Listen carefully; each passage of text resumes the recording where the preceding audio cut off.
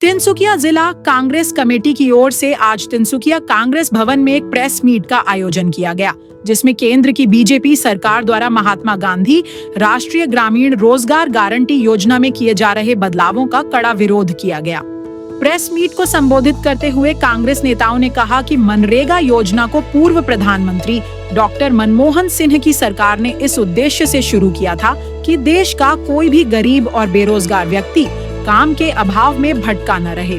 इस योजना के माध्यम से ग्रामीण क्षेत्रों में हर गरीब परिवार को रोजगार की गारंटी दी गई, जिससे गांवों के लोगों को सम्मानजनक जीवन और आर्थिक मजबूती मिली। कांग्रेस ने आरोप लगाया कि वर्तमान केंद्र सरकार मनरेगा की मूल भावना को कमजोर कर रही है। नेताओं ने कहा कि यह योजना सिर्फ रोजगार देने तक सीमित नहीं है, बल्कि यह गांवों के आर्थिक विकास और आत्मनिर्भरता की रीढ़ है।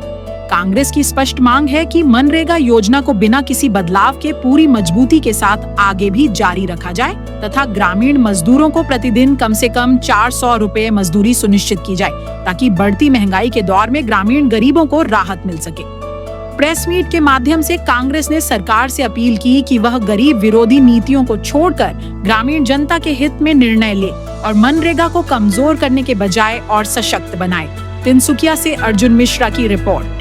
आज प्रेस मीटर मुख्य उद्देश्य आছিলে MGNरेगा मनरेगा এইটো বন্ধ কৰিব বিচাৰিছে গভৰ্ণমেণ্টে, বিজেপি গভৰ্ণমেণ্টে কৈছে তাৰ পৰিৱৰ্তে জি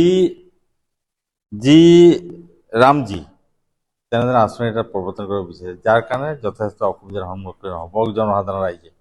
জনসাধাৰণৰ এতিয়া যি সামান্য পইচা উপাৰ্জন কৰাৰ ব্যৱস্থা যি জনসাধাৰণৰ মাজত যাব বিচাৰিছে সেইটো বন্ধ হৈ যাব।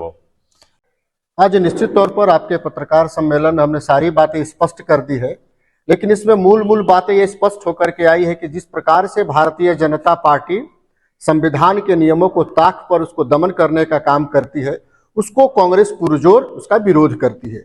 ये लड़ाई विचारधारा की लड़ाई है और हमारे नेता आदरणीय राहुल गांधी जी ने स्पष्ट शब्दों में कहा है कि कांग्रेस का एक एक कार्यकर्ता गांव-गांव, नगर-नगर, पंचायत जा करके मनरेगा जो आपका जो स्कीम था उसको हम लोगों के स्कूलों के बाद आवाज को बुलंद करेंगे और बीजेपी इसको तोड़ना चाहती है, समाप्त करना चाहती है।